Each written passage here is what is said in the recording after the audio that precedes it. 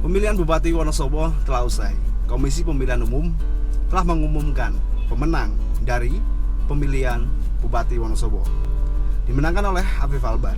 Hari ini kita langsung akan menjemput Bupati terpilih, Afif Nur Hidayat. Kita akan berbicara apa sih gagasan-gagasan dari Bapak Afif Nur Hidayat selaku Bupati yang terpilih. Oke, kita langsung jemput Bapak Afif.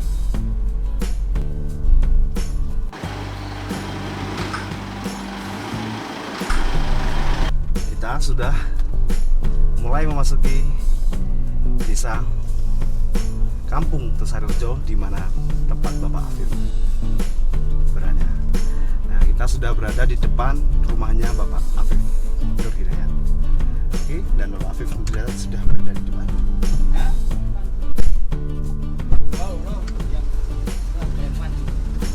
Oh iya.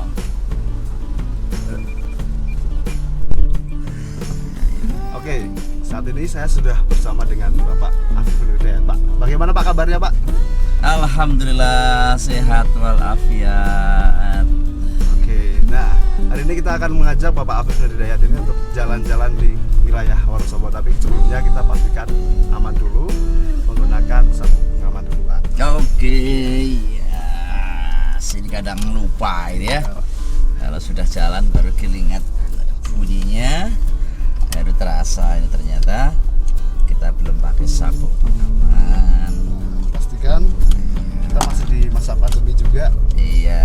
Semuanya sudah aman dan hari ini kita sudah pastikan semuanya aman. Kita langsung keluar ini di Kampung Tesarerejo. Oke. Ini masih di Kampung Tesarerejo nih. Bapak Afif sendiri Pak di sini di Kampung Tesarerejo ini sudah berapa lama? Sudah 20 tahun ya. Sejak tahun 2000. Karena ini mbah saya di sini, ibu saya kelahiran sini, dan saya terus di kampung ini. Kalau Pak Afif sendiri sebelumnya kelahiran mana sih Pak? Saya tuh Sukoharjo. Sukoharjo. Sukoharjo itu dulu kecamatan perwakilan Laksono.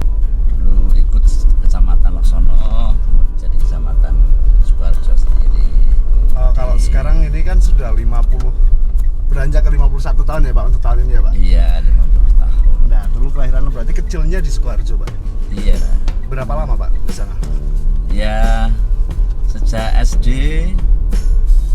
TK di Sukoharjo, SD di Sukoharjo, SD 1 Sukoharjo. Kemudian keluar Wonosobo, sekolah di MTS Negeri.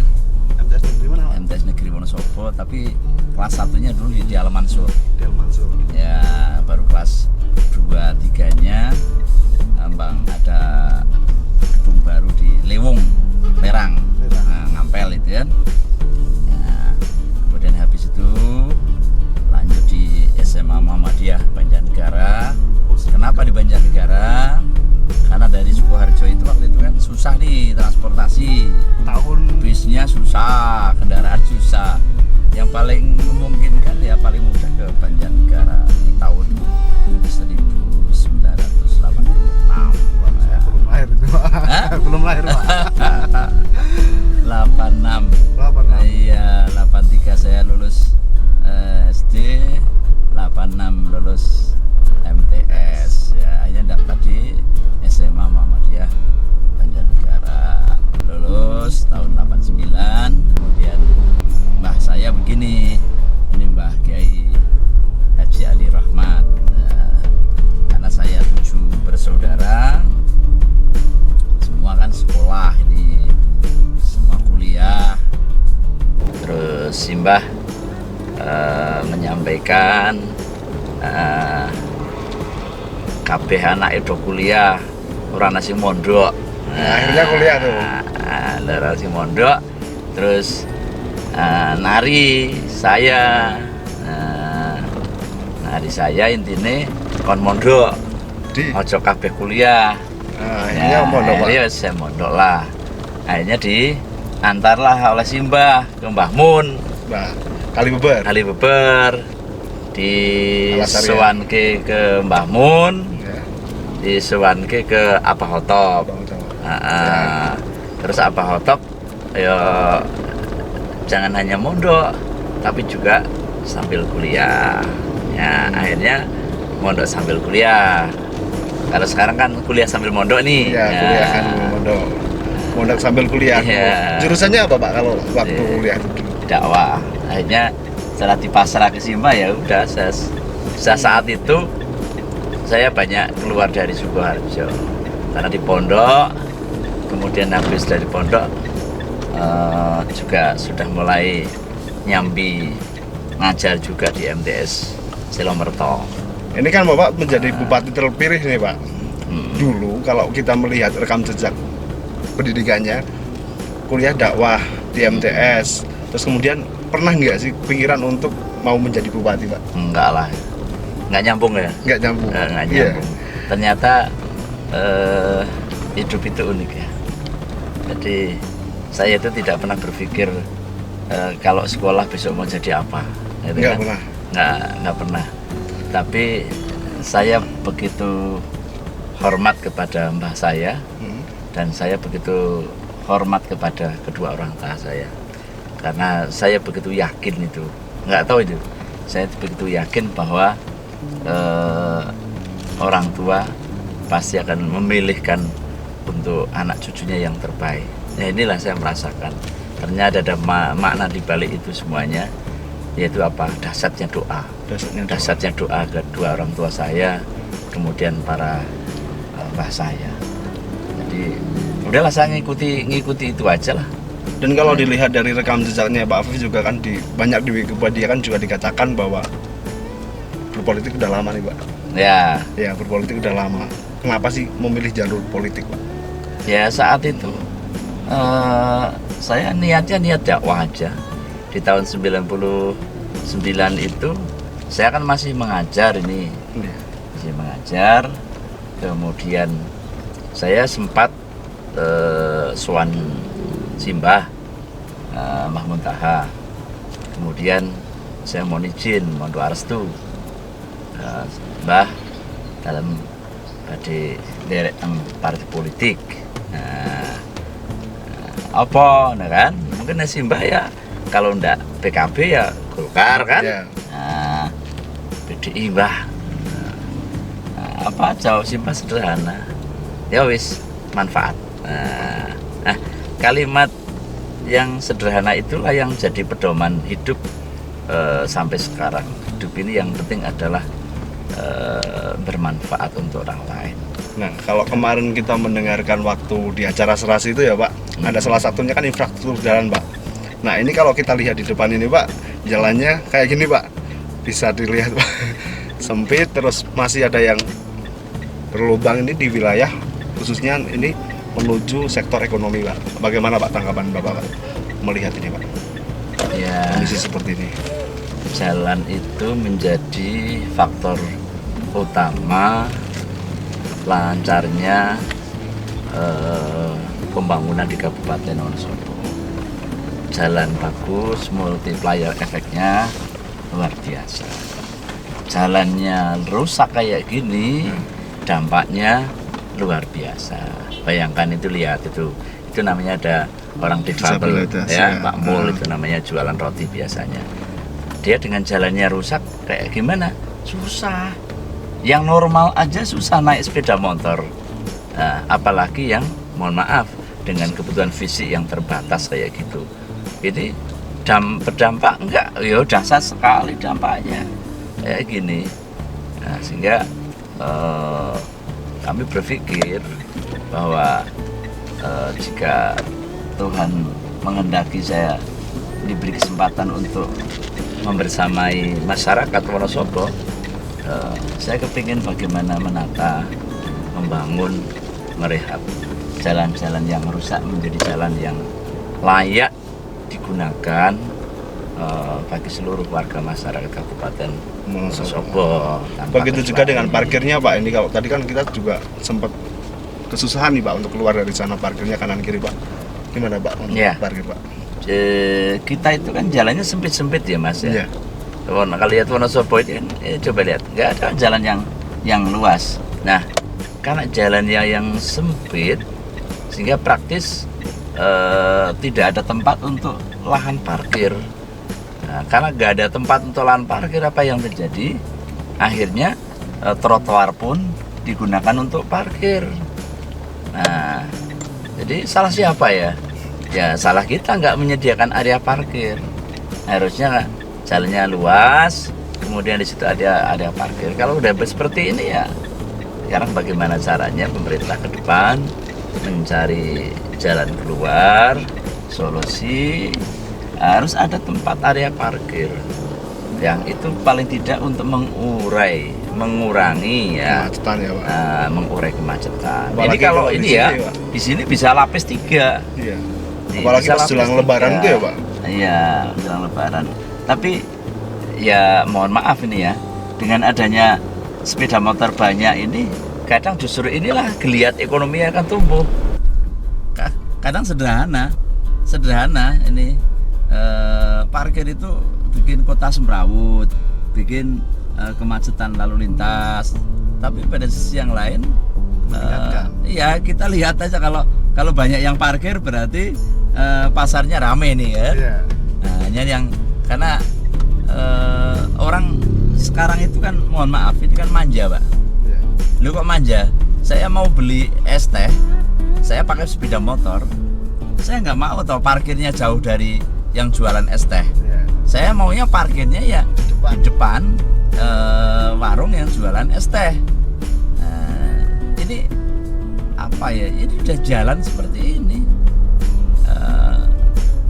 Masyarakat merasakan nyaman itu ya. Dan ini perlu diurai, memang diurai. Ini kan ya lihat sih, coba lihat ya. Parkir depan. Semua Pak Tito di depan. Idealnya memang orang bikin nggak boleh kan Pak? orang bikin toko itu harus punya area parkir. Orang bikin tempat usaha harus punya area parkir. Nah, yang jadi problem kita itu kan semua lahan usaha nggak ada tempat parkirnya. Akhirnya apa? Jalan-jalan digunakan untuk parkir. Parkir sangat terbatas. Mau tidak mau juga pinggir jalan. Andai kata perkantoran, toko-toko semua menyediakan arena untuk lahan parkir minimal sepeda motor lah. Iya. Kalau belum sampai parkiran mobil yang luas. Ini Pak, kalau kita sekarang udah di Taman Kartini Pak. Ini mungkin dampak dari pasar yang belum jadi ya Pak. UMKM di sini ya kayak gini Pak, kita bisa lihat seperti ini. Bagaimana Pak? Tanggapan Bapak? Ke depan mungkin besok bekerja sama dengan birokrat itu akan seperti apa Pak? Kalau pedagang-pedagang sini kan mas kayak gini ya, masih kita ketemukan yang ngangguk gini. Pedagang, saya bersyukur Pak. Kita itu pemerintah, DPR patut bersyukur. Kenapa di era pandemi seperti ini ekonomi kita di Kabupaten Wonosobo masih tumbuh dan berkembang. Kalau ke depan Pak, atau kemarin sudah mencoba untuk melihat banyaknya pelaku UMKM di Wonosobo khususnya yang berada di sini Pak? Ya udah ada dari dulu. Yang penting adalah mereka seperti itu kan nggak ada tempat. Nah terus intervensi pemerintah ke depan bagaimana? Carikan tempat mereka untuk berjualan di satu titik. Mereka berkumpul di satu titik, kemudian sebagai pusat kuliner barangkali lah.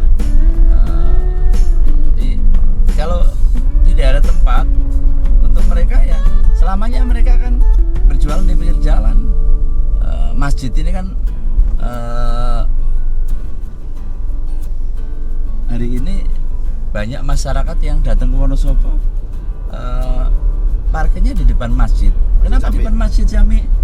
Ya karena kepingin santai-santai beribadat, sholat duhur, menikmati Wonosobo, menyejukkan pikiran di masjid.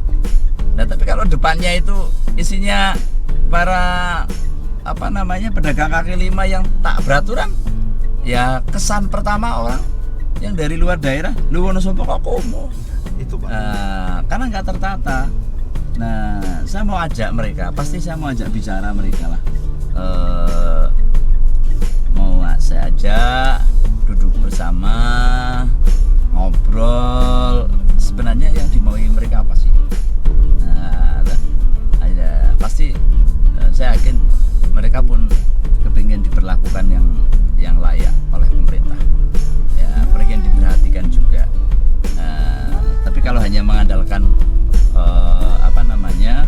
konsepnya pemerintah nanti nggak ketemu.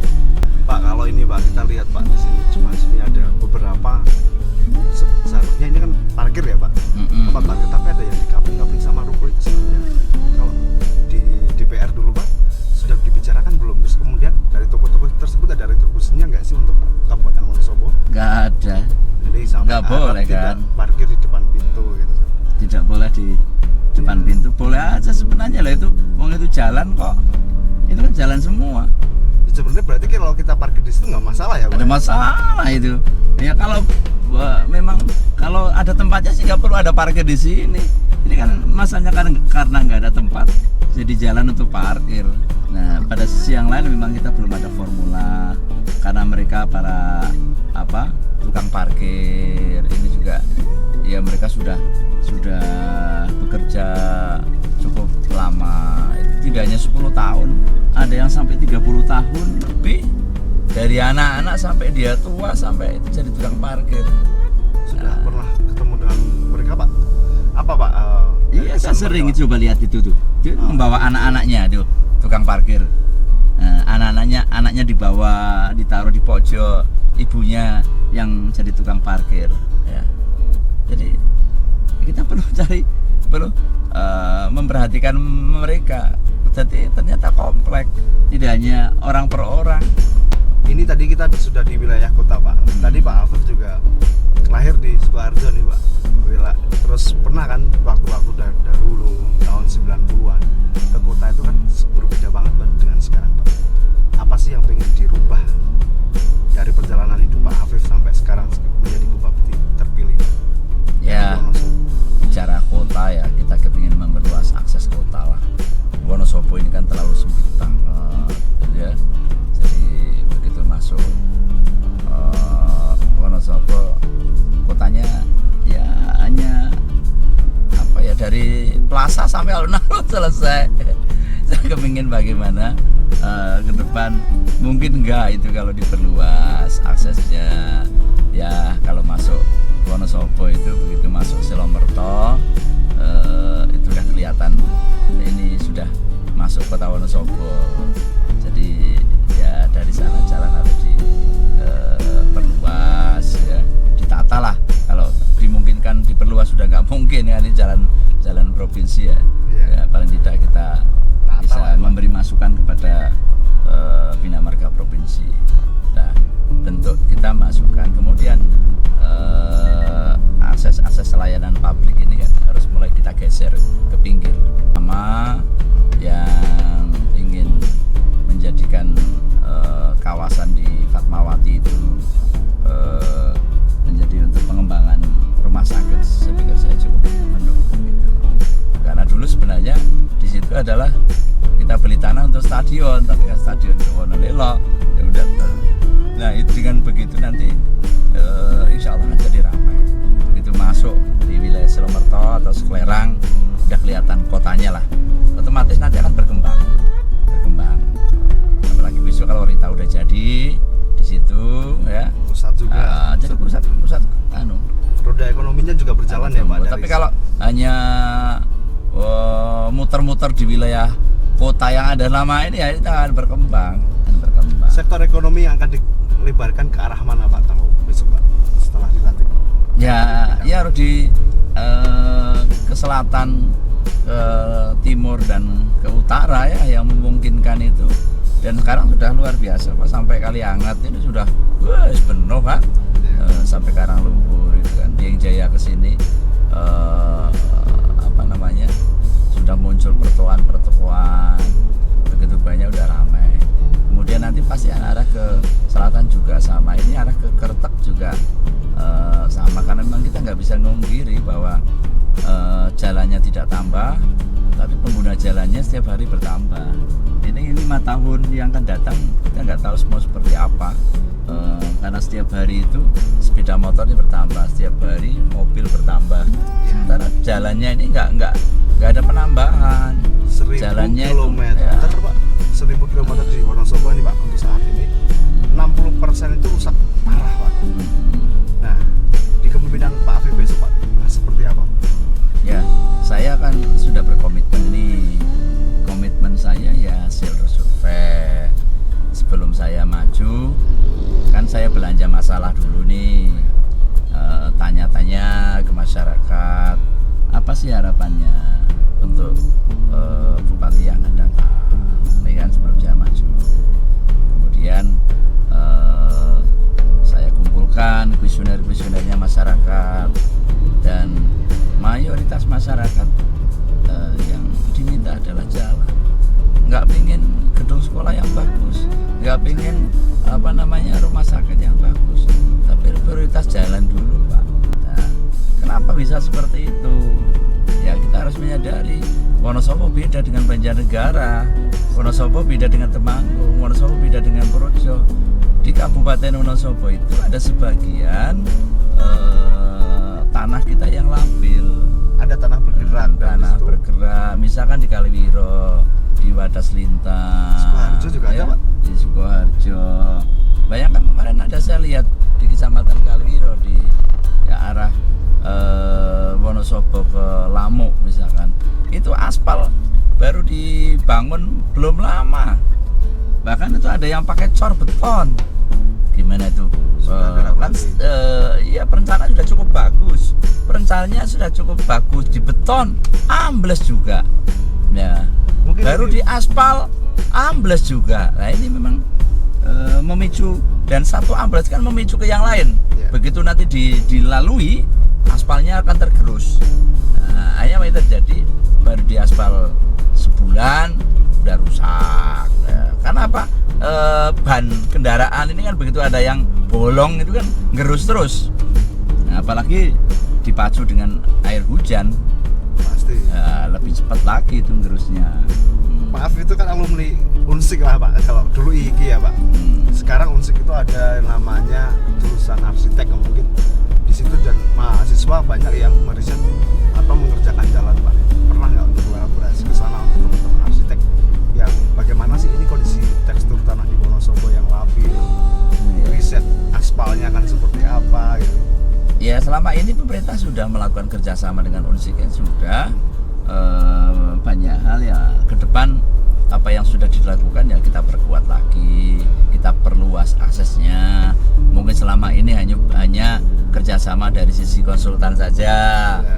Jadi ke depan mungkin ada riset lah. Ada, selama ini hanya kerjasama dalam konteks pekerjaan aja, konsultan, karena tenaga teknik sipil kita terbatas. Saat mulai perencanaan kemudian kerjasama dengan Unsik ya. Nanti ke depan barangkali bisa kita perluas ke riset lah ya, untuk mencari solusi. Pak Afif bermain politik atau apa ya istilahnya apa ya, bermain politik atau menggeluti politik itu sudah cukup lama kan Pak? Ya sejak tahun 99 ya, di saat waktu itu partai masih 3 kan ya. Sengotot sepak bola Pak ya. Hobinya juga sepak bola kan Pak? Prinsip hidup itu kan segala sesuatu itu kalau kita udah masuk ya harus serius, harus ditekuni, nggak boleh setengah hati. Saya sudah mengambil jalan pilihan politik, maka jalan pilihan politik itu ya harus saya tekuni betul. Lah bagaimana menekuni, saya harus menikmati gitu. Jalan politik itu kan pilihan ini. Nah, sekali kita sudah mengambil pilihan ya sudah harus totalitas, harus maksimal. Pak Afif itu kan hobinya sepak bola nih Pak. Ya. Pernah sepak bola sampai patah tulang. Ya. Sengotot itukah politik? Ya tetap pakai ukuran. Politik pun harus pakai riset Mas. Strategi. Ya, kamu hanya sekedar aji. Umum. Nggak bisa. Harus pakai. 2010 pernah maju wakil bupati ya Pak? Iya, dari wakil bupati. Dan sekarang jadi besok ya, 1 minggu lagi akan Iya. Strateginya gimana Pak? Ya kalau 2010 itu kan, ya saya kan prajurit Mas. Kalau di partai itu kan prajurit itu siap menerima perintah. Begitu ada perintah untuk maju menjadi anggota legislatif, siap laksanakan. Ada perintah untuk menjadi ketua DPR, siap laksanakan. Kemudian ada perintah lagi untuk maju pada pilkada, ya selalu siap. Jadi tegak lurus lah prinsip kami. Oke Pak, kalau di sebelah kanan kita kan tadi ada terminal Mendolo nih Pak. Terus kemudian yang di bagian atas sendiri itu UMKM, Wonosobo Iya. Creative Hub. Iya. Saat ini ya. Iya. Kalau melihat kondisi terminal Wonosobo saat ini dengan adanya pariwisata yang ada di Wonosobo, konsep pariwisata yang di bawah pimpinan Pak Afif ini harus seperti apa? Jadi itu kan untuk terminal Mandala lah ya, terminal wisata. Ya kita kembalikan lah itu sebagai terminal wisata. Pada saatnya semua bis-bis pariwisata itu harus parkir di situ. Kemudian biar ramai ya dimanapun berada yang namanya terminal wisata identik dengan kuliner lokal. Begitu bisnya berhenti, pengunjungnya turun dari bis, maka yang dia cari adalah kulinernya. Nah, makanya itu akan saya kepingin kita refungsikan kembali sebagai terminal wisata. Karena memang dulu seperti itu. Ini kayak terlalu jauh antara pasar sama terminal ini. Kalau angkot-angkot nggak masuk ke terminal yang Mendolo. Ya, kalau wisata kan pasti nanti kita dorong para pengusaha otobis. Ini juga membuka lapangan pekerjaan. Sehingga nanti akan menyiapkan armada wisata. Jadi bis besar hanya sampai di Mendolo. Bagi mereka yang mau ke Menjer silahkan pakai angkutan khusus wisata. Bagi yang mau ke Dieng silakan berganti. Sehingga di situ nanti akan ramai biro-biro travel yang selalu ready dengan armadanya. Nah ini juga ya seperti di Bali kan ada, di Blitar, di Malang kan juga sama. Begitu masuk ke lokasi wisata silakan pakai andong, silakan pakai dokar. Ini dalam rangka apa? Untuk menghidupkan roda perekonomian. Jadi masyarakat itu diarahkan.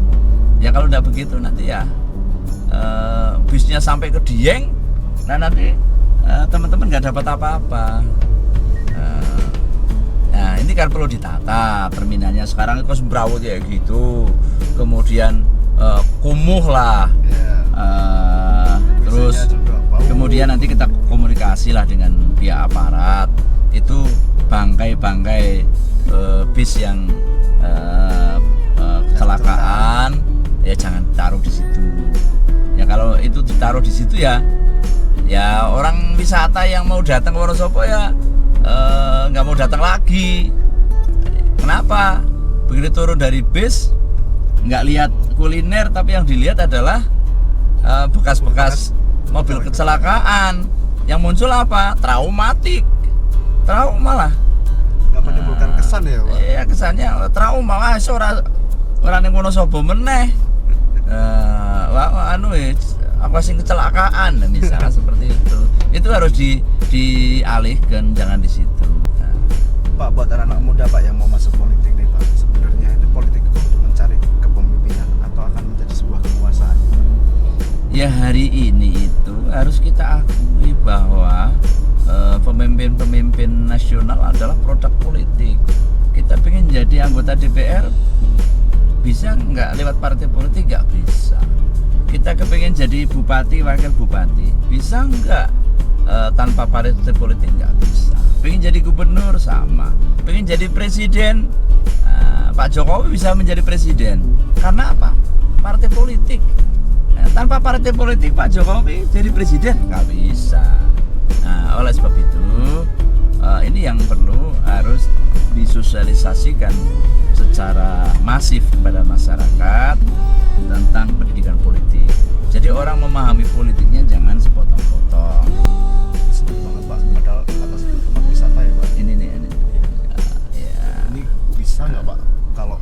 Ini kan jalan kabupaten ya Pak termasuknya Pak? Ini jalan kabupaten, ini sebenarnya bisa diperluas. Luas ini.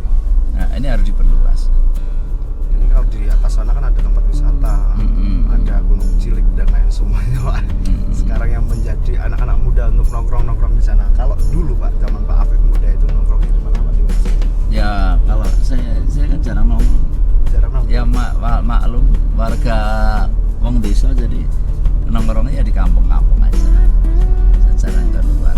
Banyak menghabiskan waktu di pondok atau di rumah Pak? Ya di pondok ya nggak begitu banyak lah. Tapi karena lama di Kalibeber ya menyesuaikan adat istiadat. Kalibeber. Ya sehingga jarang sekali kita keluar. Dulu kenal istri juga di pondok Pak?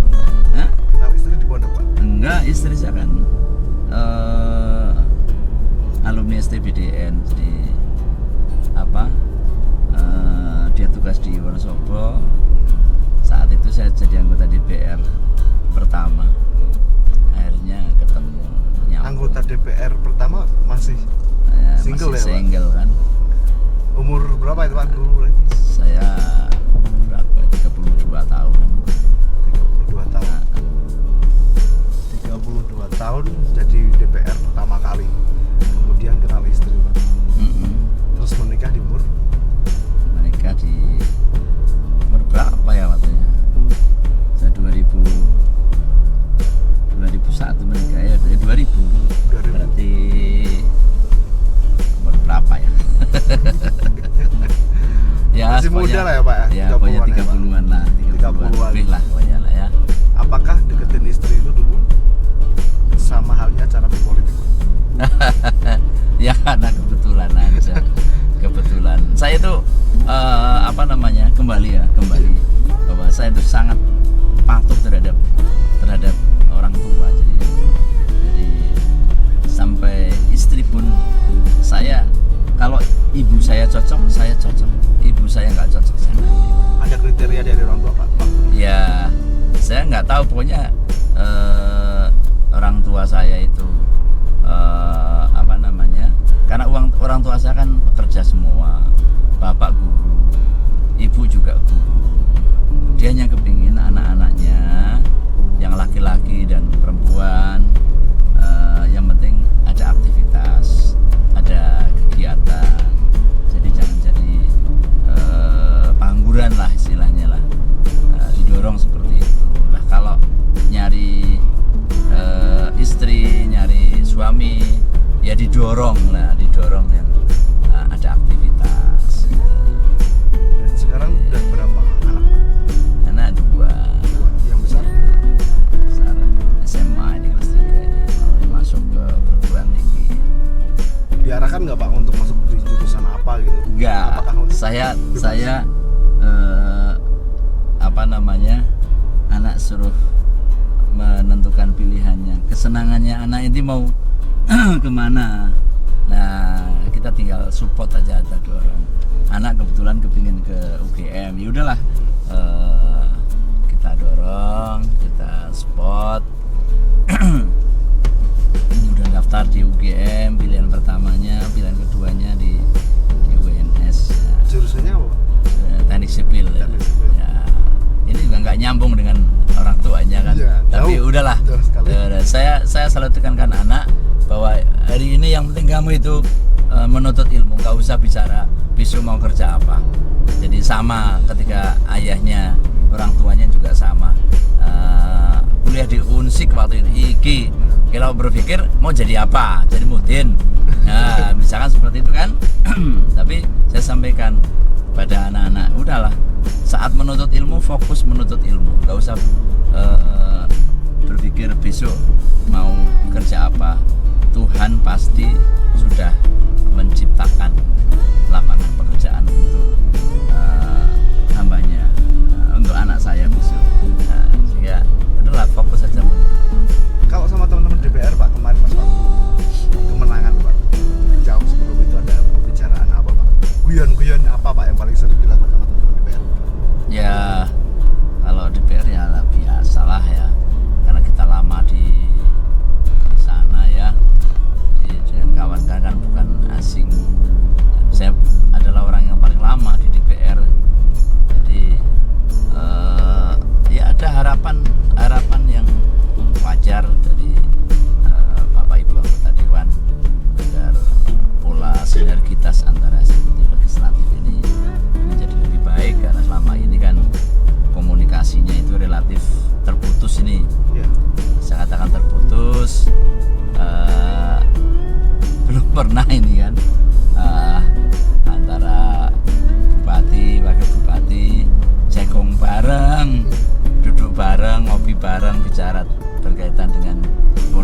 ini kan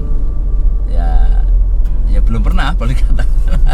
Dan mungkin inilah yang besok akan kita laksanakan sama rakyat juga ya Pak? Ya karena saya itu kan sudah terbiasa lah, di rumah juga ramai untuk kumpul-kumpul warga masyarakat. Kemudian besok ya pendopo kan kita gunakan untuk kumpul-kumpul dengan anggota dewan, dengan masyarakat tanpa pandang bulu lah. Insya Allah kita sudah mengambil pilihan itu, ya akan kita fokus bagaimana melayani masyarakat seperti sedia kala pendopo ya pada umumnya ya Pak? Ya mungkin begitu. Dulu ya saya ingat pendopo ramai itu zaman Bupati Pak Trimawan. Jadi sejak saat itu sampai sekarang relatif agak sepi. Lebih-lebih kemarin ini sepi banget nih. Ya karena pintu gerbangnya ditutup jadi sepi. Kayak seakan-akan itu tempatnya itu mengerikan itu Pak. Kayak teman-teman saya juga ini pendopo kayak eksklusif.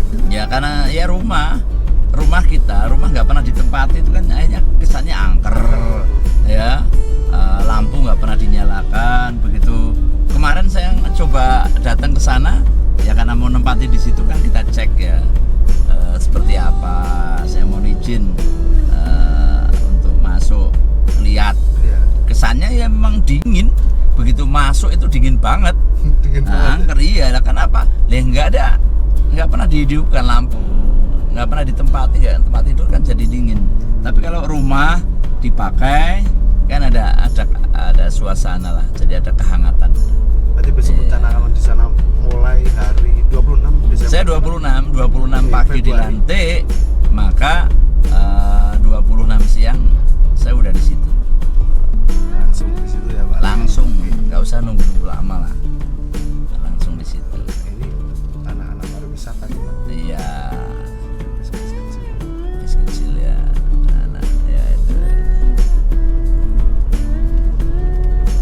Terus kemudian kemarin Pak, tadi kan Bapak kalau sama warga sudah biasa ngumpul nongkrong lah, ngobrol-ngobrol di rumah Pak itu sehari. Setelah diumumkan bahwa Pak Afif Albar itu terpilih menjadi Bupati Wonosobo ke depan, sindromnya apa di keluarga terutama Pak? Jadi kita itu kan karena terbiasa ketemu dengan masyarakat.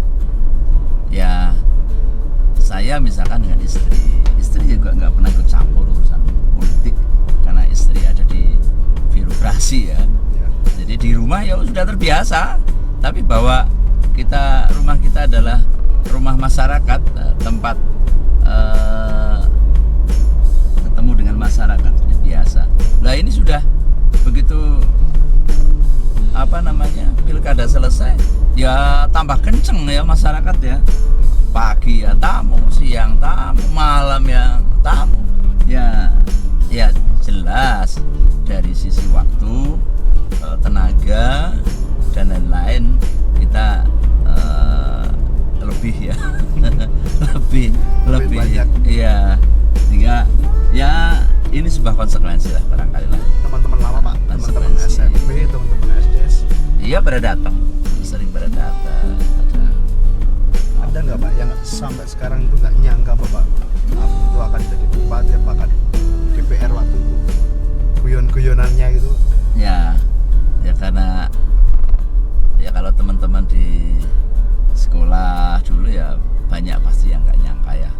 Karena saya juga tergolong anak yang biasa-biasa aja. Bahkan kata guru saya, lo itu dulu pendiam kok di sekolah.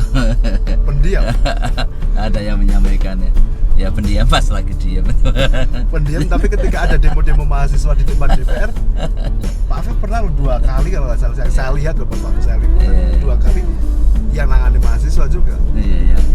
Ya gitu kan, tanggung jawab saja. Tanggung jawab ya harus. Saya pernah jadi mahasiswa kan, saya juga pernah demo kan. Lah sehingga di saat mereka melakukan aksi ya, apa yang ia butuhkan pasti ya sama ketika dulu saya jadi mahasiswa. Jadi kalau ada nggak ada yang nemuin juga nggak nyaman kan? Nyaman ya Pak. Ya kita ngomong masa nggak ada yang dengerin tuh? Kan kita pengen ngomong ada yang dengerin tuh. Kita mengeluh masa nggak ada yang dengerin, ya kita ngeluh ada yang dengerin lah. kan nggak bisa ngomong sendiri, nanti dikira orang gila.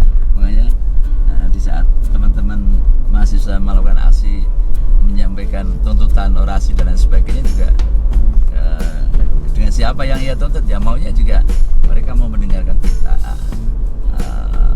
mendengarkan apa yang kita sampaikan. Sehingga setiap ada yang menyampaikan aspirasi, pasti saya ambil inisiatif untuk menemui. Pasti saya upayakan untuk mengambil inisiasi, dan saya tidak pernah menugaskan anak buah untuk menemui. Saya temui sendiri. Karena ada cerita lucu apa Pak? Rasa tanggung jawab. Apa namanya, bersama dengan mahasiswa gitu? Ya adalah dulu saat ya dulu ada demo pelantikan. Nah, demo pelantikan itu saya kan sempat sampai tidak bisa foto-foto pelantikan DPR tahun 2009 Pak ya, apa 2014 ya Pak? Awal-awal masih Enggak, udah 2014 ada masalah jadi Pura, saya ingat betul waktu itu, karena saya waktu itu masih menjabat ketua DPR. Kemudian pelantikan kan menjadi anggota biasa, kan belum ada pimpinan toh. Nah, tapi mahasiswa, teman-teman dari HMI atau PMI waktu itu serupa, maunya kan saya harus ketemu, padahal saya lagi difoto ini di dalam, lagi foto-foto, habis dilantik kan ya wajar lah, foto bersama seluruh anggota dewan. Tapi di pihak aparat menyampaikan kepada panitia, sekwan, wah ini kalau nggak ditemui nanti rusuh mahasiswa, ini menyampaikan tuntutan, harapan, nggak bisa ditunda, nggak bisa, harus. Ya udahlah, saya izin kepada panitia, Pak Sekwan, saya izin nggak ikut foto-foto. Saya keluar, akhirnya saya temui sendiri saya waktu itu kan, karena teman-teman masih foto. Teman-teman pada tahu atau? Ya tahu kan, masih sesi foto bersama di dalam, namanya anggota dewan baru, kan momentum, masa begitu momentum itu langsung di demo ya Pak? Ya, hanya saya keluar, saya temui para mahasiswa, ya itulah saya agak kaget juga di situ. Ya saya ikuti, suruh duduk ya saya duduk, ikut ngobrol dan sebagainya. Ternyata juga selesai juga. Akhirnya apa? Ya berdemonstrasi itu baik, tapi itu harus saling menghargai dan menghormati. Jadi ada hak asasi manusia yang harus kita saling menghargai dan menghormati. Jadi boleh, tidak boleh memaksakan hak seseorang kepada orang lain, karena itu tidak senafas, itu tidak baik. Sehingga kita harus hormati, kita harus junjung hak orang lain juga. Yang kadang kita harus memaksakan hak kita dipenuhi, tapi kita tidak pernah memberikan ruang kepada hak orang lain. Dan itu sekali itulah. Kalau yang lain-lain ya biasalah, standar lah. Standar ya Pak? Ya, standar. Kalau ini Pak, di demo sama keluarga Pak, mau jadi bupati itu di demo nggak? Anak saya. Yang namanya? Anak saya itu yang baru itu. Dari awal nggak suka sebenarnya saya maju jadi bupati. Ya maklum lah, anak di sekolah itu kan kadang belum tentu mendengarkan suara yang positif. Yang namanya anak sekolah, nanti ayahnya jadi bahan perbincangan ataupun, tapi anak lebih pada perhatian kalau saya melihat. Jadi belum jadi bupati aja waktu untuk keluarga kan berkurang banget gitu ya. Saatnya hari Sabtu Minggu kepingin kumpul di rumah nonton TV bareng, kemudian keluar rumah jalan-jalan, tapi Sabtu Minggu acara partai. Nah ini anak protesnya di situ aja sebenarnya. Gimana jadi protesnya? Kurang ada perhatian, sehingga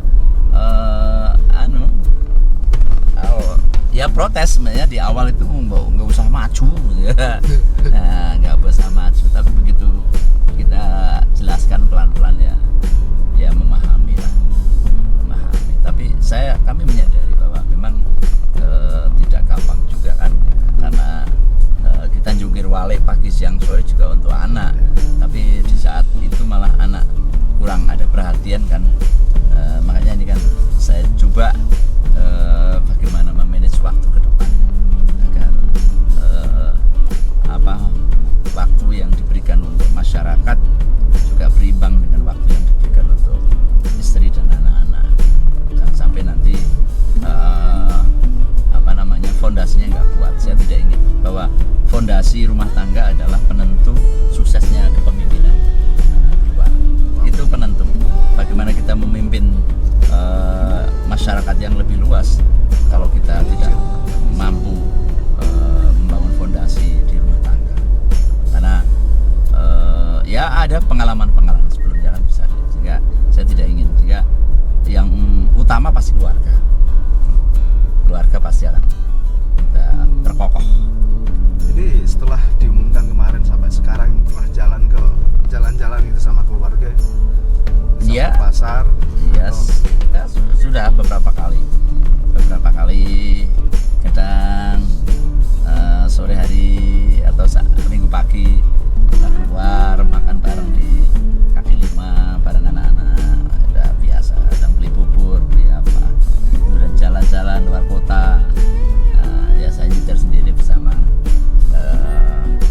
keluarga, istri dan anak-anak, karena momen-momen itu kan susah yang akan datang. Ya pasti kan saya keluar rumah harus ada driver, harus ada pendamping. Nah, kalau menjadi ketua DPR ya sih masih memungkinkan lah saya untuk nyetir sendiri. Tapi bagaimana ke depan ini kan pasti beda. Iya, sehingga ya saat-saat santai gitu ya, ini saya manfaatkan betul untuk dengan keluarga. Terus ini pas waktu kemarin jalan-jalan ke ini Pegadaian kaki lima ya Pak, sama keluarga nih, sudah diumumkan kan, masyarakat orang sudah tahu nih Pak. Ada perbedaan Pak sebelum diumumkan sama sesudah diumumkan? Masyarakat ya pasti ya, khususnya yang kenal lah. Iya, begitu kemarin jalan-jalan di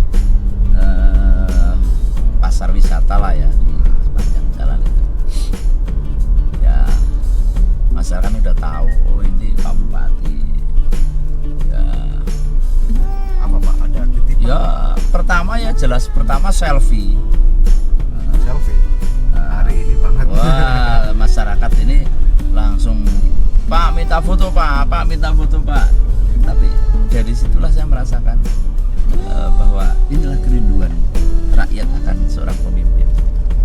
Sekalipun kita pemimpin itu belum mampu mewujudkan apapun, tapi minimal sudah menyatunya antara, saya rasakan ini menyatu hati yang pemimpin dengan rakyat. Itu menjadi entry point bagi saya, karena dimanapun saya turun ke bawah ketemu dengan masyarakat, tahu bahwa itu orang yang saya pilih, tahu itu adalah bupati yang dia pilih, ya merasakan ingin foto, ingin bergandengan, ingin macam-macam lah. Nah, sehingga kemarin suasana di pedagang pun juga sama, lagi nemeni pembeli juga, Pak foto rien Pak, Pak dipromosikan gini kalau Pak di foto misalkan. Dan responnya cukup bagus, dan saya berjanji suatu saat juga akan datang lagi ke sana. Pas waktu kemarin Pak ngobrol sama pedagang kaki lima kan sama anak juga? Enggak, saya kebetulan sendiri. Ya. Yang setelah jadi diumumkan ini yang sama keluarga sendiri. Kapan Pak? Saya belum. Belum. Pengen coba Pak? Iya pasti nanti. Tanggapan dari anak gimana Pak?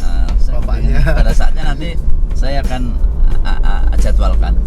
Pengen ngobrol dengan, kalau makan soto dan keluarga ini udah biasa di samping Masjid Jami di biasa. ya biasa begitu lagi ya kadang begitu lagi makan kan Pak ini Pak ya. Anak gimana yang protes itu tadi gimana? Ya anak pasti Minder atau gimana Pak? enggak juga, anaknya pasti kan ya nggak nyaman lah ya. Nah, Nggak nyaman, merasa nggak nyaman aja, tapi lama-lama ya menyesuaikan. Memang butuh waktu lah, namanya anak-anak ya, namanya anak-anak kan dimanapun ya butuh perhatian plus lah. Oke Pak, ini kita di depan kita itu ada gunung Sindoro, terus kemudian ada perkebunan teh yang luas Pak. Daya tarik tersendiri untuk pariwisata. Kalau tadi kita sudah ngomongin soal konsep wisata di bawah Pak, kalau yang di sini gimana?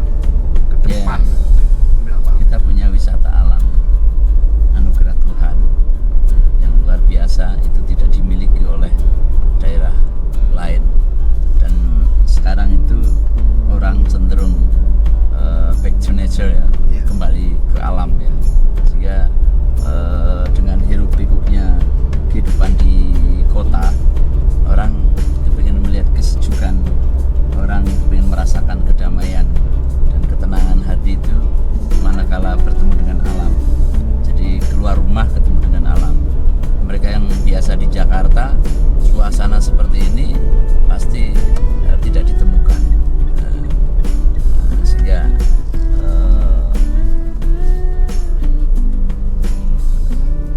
melihat potret seperti ini kan, ini aset Ya. aset negara, anugerah ilahi yang harus kita jaga, yang harus kita rawat. Dan melihat perkembangan yang ada, maka ke depan ini menjadi destinasi wisata yang subhanallah luar biasa.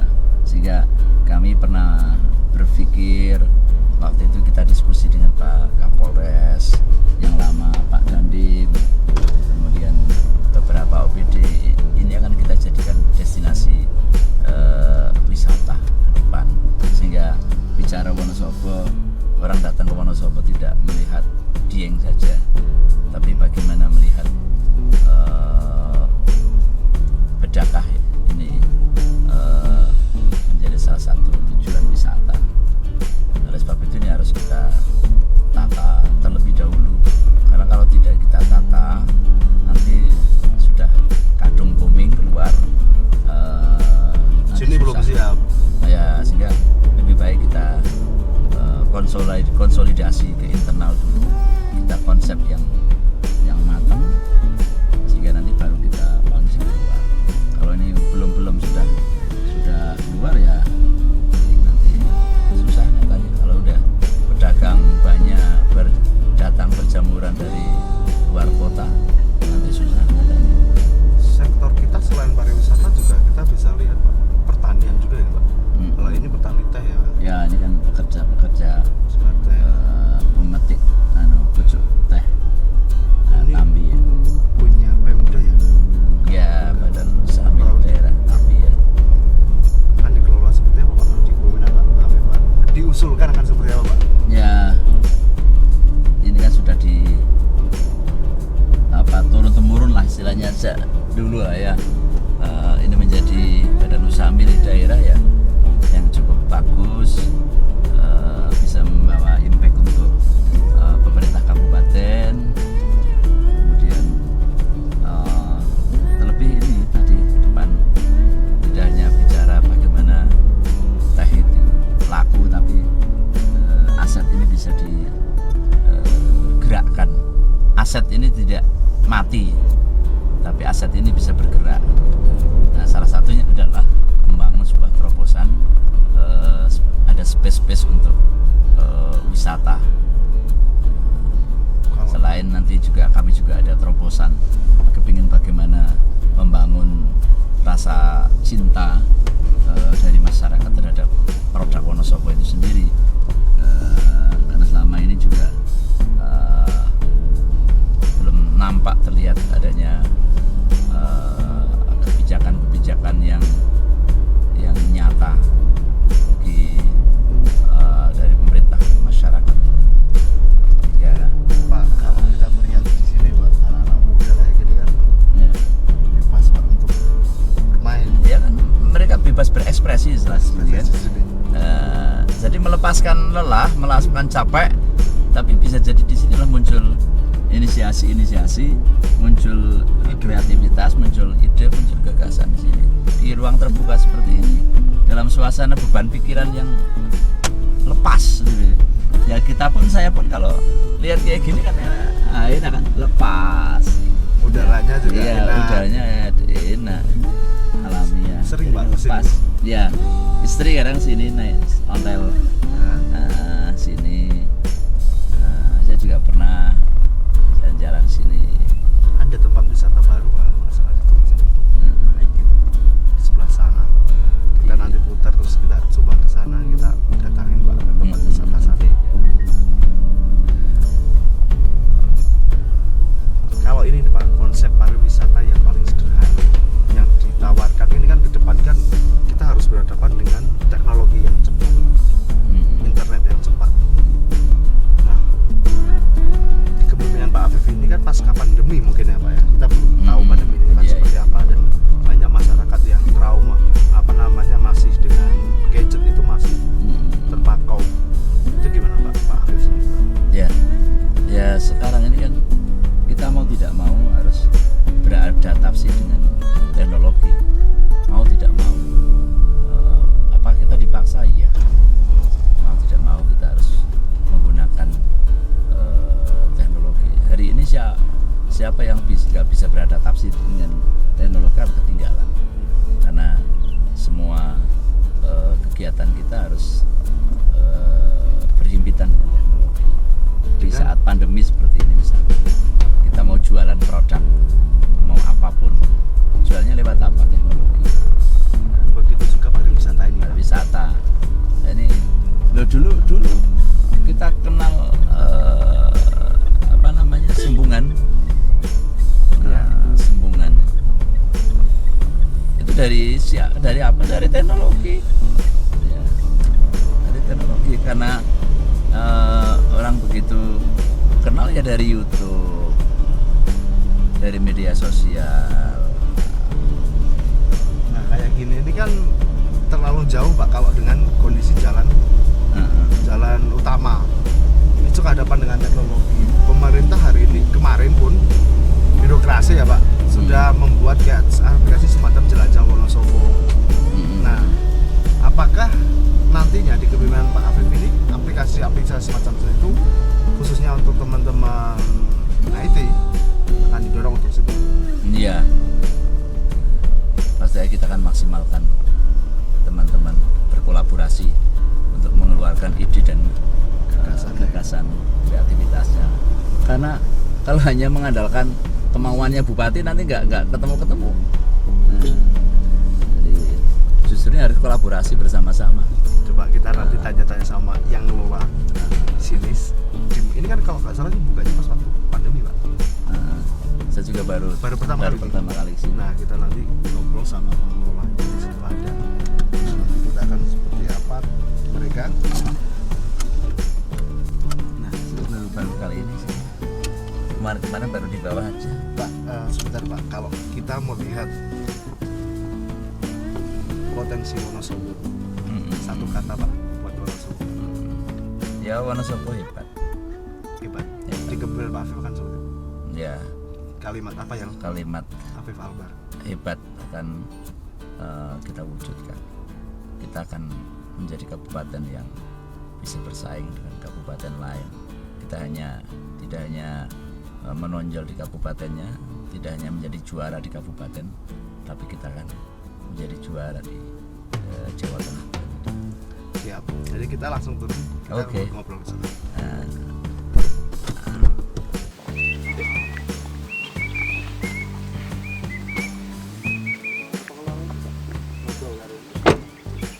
Alhamdulillah.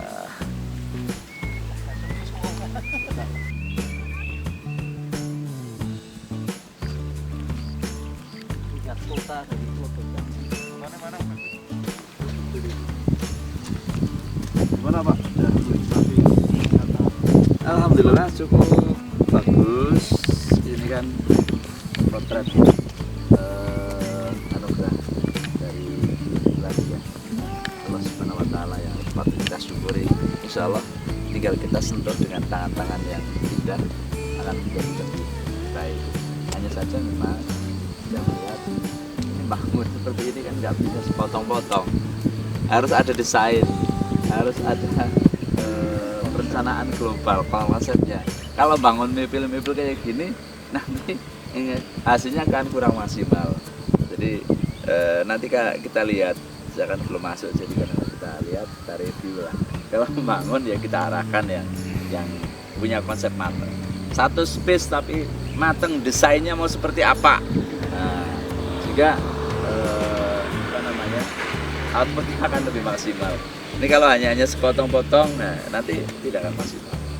Ya, eman-eman hasilnya kalau saya siap. Jadi harus utuh. Nah, jadi kita buat perencanaan global yang matang. Eman-eman ini aset yang luar biasa. Kalau nanti dibangun dipotong-potong ya, hasilnya tidak akan baik. Sayang banget saya. Sehingga nanti saya akan. Nah ini juga saya lihat ya. Ini kan di depan. Ini sudah ada warung-warung kayak seperti itu tuh. Ini kalau nggak ditata nanti akan berdiri warung-warung sepanjang jalan sampai sana. Nah, sampai. Iya jauh. Ini harus segera. Tadi saya sampaikan. Kita harus susun konsep yang matang dulu, baru kita launching keluar. Kalau enggak nanti udah jalan kita habis, isinya juga teman-teman kita.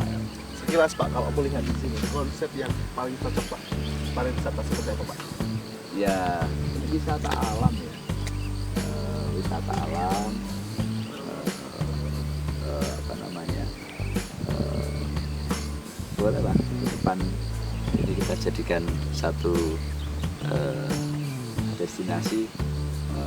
Bisa nggak ke depan kita bikin rumah sakit, tapi bukan untuk orang-orang yang sakit, tapi orang-orang yang butuh datang ke sini tanpa disentuh dengan obat tapi sudah sembuh. Karena apa? Melihat alam wisata seperti itu. Mau dikasih apa Pak? Kalau misal ya, ini Pak, kalau kayak ini yang paling layak dikasih apa di sebelah mana gitu Pak? Ini kan outdoor ya. Iya. Ya outdoor apa ya? Bisa nanti layang kereta layang misalkan atau apa mungkin ya, kereta layang nanti muter-muter lihat bawah pohon teh, dari atas bisa melihat apa namanya, Wonosobo. Oke, baik, itu saya Ihsan TV Tabung bersama Pak terpilih Bapak Afif Nur Hidayat, lebih dekat bersama Serasi, semangat rakyat beraksi. Terima kasih.